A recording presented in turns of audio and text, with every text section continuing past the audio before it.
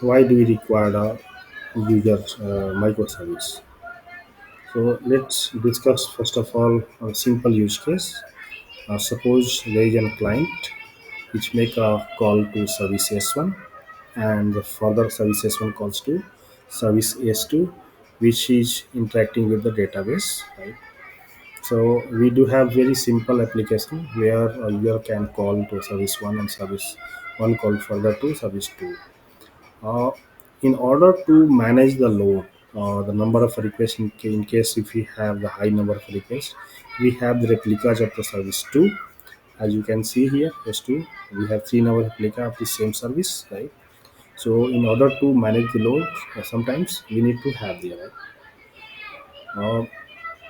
And based on that, actually, we can respond back to the client. Now, why the question is like why do we require the API gateway? So we require the API gateway in order to let's say if you have multiple number of the services, right? And each service can have the multiple number of replica as well. So in order to manage or automate all these services, since we have n number of services where they can connect directly or indirectly to each other, right? So we have to manage all these through we can the microservice. So let's talk about some microservice. So in microservice there is a API gateway, right? So in API gateway, what happens? Each of the request basically comes only to API gateway, and API gateway holds all the information of the available server and its replica along with the host, port, and endpoint details as well. Right now, coming to the point like API gateway, how API gateway helps when you have multiple number of services, right? Suppose a request comes to the from the client. So if the request don't go to doesn't go to fly to request to S1. Earlier we have the request where the client can directly call to the service. But in case of microservice, every each of these requests will come only to at API gateway, and API gateway is responsible to manage all the requests at the API gateway level and then respond back to the client.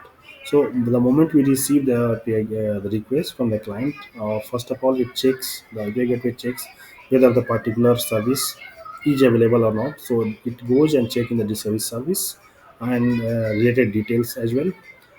And after that, what happens? If let's say if there's a request from the user to get the city info from the info service, so yes we do have.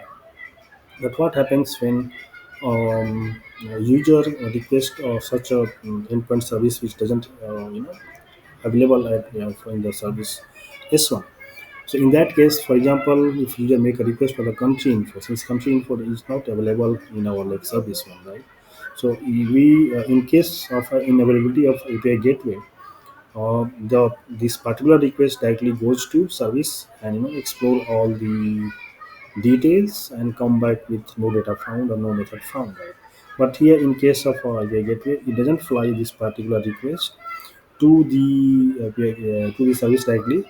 So the API gateway, in case it will check first of all in the research service, while it's not available in the research service, so that what happens, it will directly return back from the API gateway itself without reaching out to the service layer or the microservice one, right?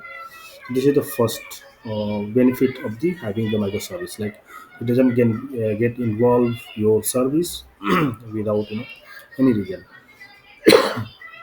Second point. The second point we do have here, it's a server side load balancer. As we have discussed, each service, each microservice can have multiple set of instances, right? We can say the replica of the each services. So in order to having the main load basically, right? The server side load balancer can have use the automatically round robin fashion, right? So that each request of the request can be flown one by one to each of the server, or let's say the node, so that the even if in case of a high number of requests are coming, right, that can be well prepared, or evenly distributed across the services. This is what it can happen here. Now the next part we do have as a benefit, like authorization and authentication part. Like what happens when you have a number of services, or like a number of different set of users, right, where you can authorize at the API gateway level, and after that even you can choose to first of all you can choose to authenticate and then authorize whether the user has how many number of what all services it can have access to or not. Depends on the role of the user, or like subscription of the user. For example, let's say the, there is an Amazon site. There is one site that has different set of users. One is like paid users, another one is free users, right? So based on the subscription model, the services are available to each of the user, right? So this is where authorization is required in order to achieve those services. For example, S4 is a service. This is like you can upload your data, right? Only those type of user can upload data who has took the subscription. In that case, you have to authorize at the time of login the user, or like while using the services, so that even it can be available to this particular user. So this is all about, it's very minimal set of benefit of using the Microservice.